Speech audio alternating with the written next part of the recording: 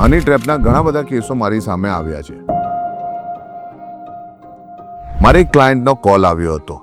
તેને એક unknown number પરથી મિસ કોલ આવ્યો હતો.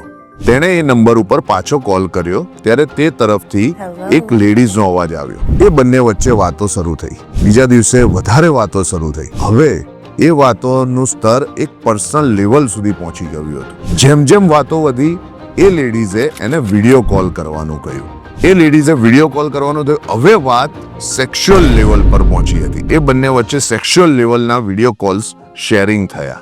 મારા ક્લાયન્ટ પર એના બીજા જ દિવસે એક અનનોન વ્યક્તિનો કોલ આવ્યો. એ અનનોન વ્યક્તિએ પોતાની ઓળખ પોલીસ બતાવી અને તે લેડીઝનો પતિ છે તે પણ બતાવ્યું. અને એ અનનોન માણસે તેને પૈસાની ફરમાઈશ કરી કે જો તું એને પૈસા નહીં આપે તો તારો આ વિડીયો સોશિયલ મીડિયા ઉપર જાહેર કરી દઈશ. અને મારો ક્લાયન્ટ મેરિડ અને 2 બાળકોનો પિતા હતો, તેથી શરમાઈ ગયો, ગભરાઈ ગયો.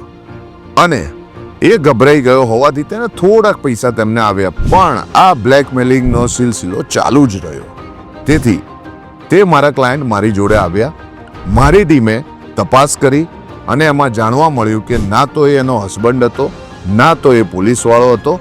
આ એક સ્કેમ કરવાવાળી ગેંગ હતી. પછી મેં મારા ક્લાયન્ટને સલાહ આપી કે ભાઈ તમે પોલીસ સ્ટેશનમાં જાઓ નજીકના અને ફરિયાદ લખાવો અને આગળની પ્રોસેસમાં પોલીસનો સાથ આપો અને ન્યાય મેળવો.